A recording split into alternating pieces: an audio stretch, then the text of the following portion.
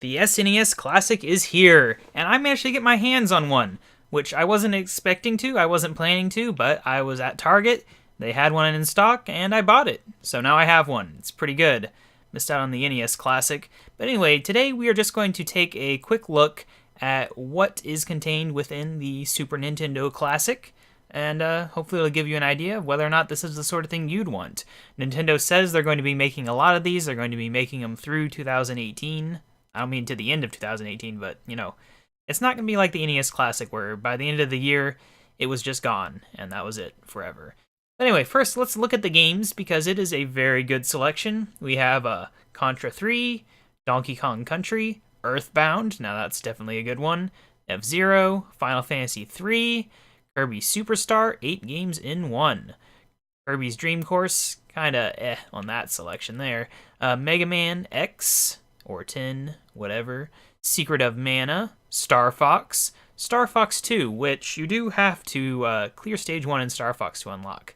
Now this is an interesting one because this is this game's first official release.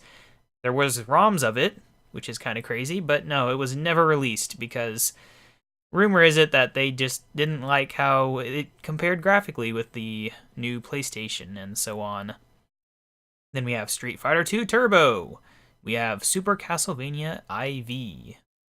We have Super Ghouls and Ghosts. Super Mario Kart, which doesn't really hold up to modern Mario Karts, but you still kind of have to have it. Super Mario RPG Legend of the Seven Stars. Now this is a game that I have wanted to buy for a long time, and now I'm finally going to get the chance to play it. Super Mario World, of course a classic, Super Metroid, Super Punch-Out!, The Legend of Zelda, A Link to the Past, of course, Super Mario World 2, Yoshi's Island, and we're back at the start. So that is the selection of games. It's a very good list. You can reorder it using select, see 2-player, times played, release date, so on. I had it by title.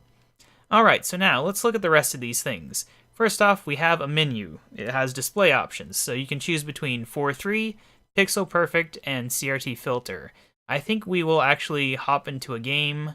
We'll hop into Donkey Kong Country, I think. Oh no, it's Rareware.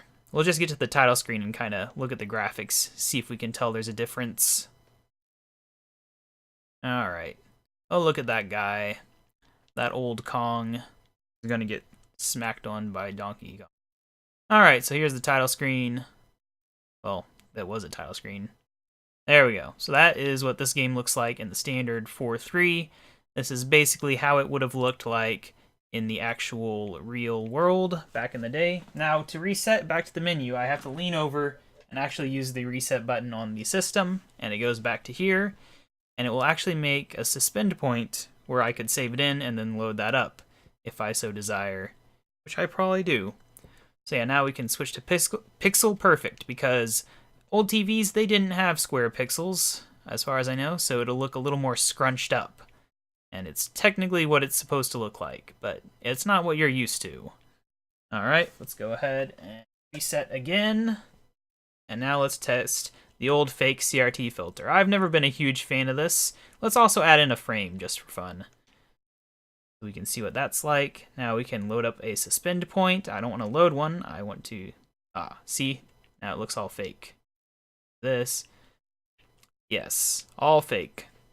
Alright, so that is the 3 display options. Gives you an idea. Interesting, the background seemed to be changing colors. Not sure why it was doing that. Oh well, back to this, back to that. Alright, so what else is there? Well, there's a few settings. There's the burn-in reduction, which is not a huge deal anymore, but still a nice thing to have. Now, the demos. So these are for if you actually leave it just sitting here for a little while, it'll play a demo, and you have 2 options. You can turn it off completely, or you can have it choose between classic demos, which I think is just the demos from the actual games, and then actual ones of your gameplay, which I'm not sure how it would choose what it does. I've not actually played any of these games yet for it to have any, but that is how it would work. I think it's interesting it has the thing floating down there for the save point still. So anyway, yeah, language options. We can have in other languages if you want. Probably the same selection everywhere, I would think, but maybe not. Legal notices, got all that stuff. And then the manuals. If you want to read the manuals, well, they're not on here, and you can do it yourself without even owning the thing, so good luck with that. What else? I think that's just about it for this thing. Yeah, that is what the SNES Classic looks like. It's got a pretty good selection of games. And the NES Classic is coming back next year, 2018. They've already confirmed that. Now the question is whether or not that means no Nintendo 64 Classic, because that would be when things really get serious. Like, the SNES Classic is good and all, but man, a Nintendo 64 Classic, that would be amazing. Although I'd much rather have HD upgrades of Nintendo 64 games. Kind of like when they ported a few over to the DS and 3DS. Oh well. Anyway, that is everything for today. I'm probably going to be playing some of these games on this channel in the future, now that I own them all. Very, very keen to take a look at this. I don't know if I'll record it or not. I've been kind of tempted to do a playthrough of Super Mario World, because I never actually beat it. I got probably 80% of the way through the game, and yeah, I'm interested. So yeah, don't be surprised if you see some, or even all of these games in the future. Probably not all. I don't think I'm going to play Kirby's Dream Course. But yeah, I will see you guys later.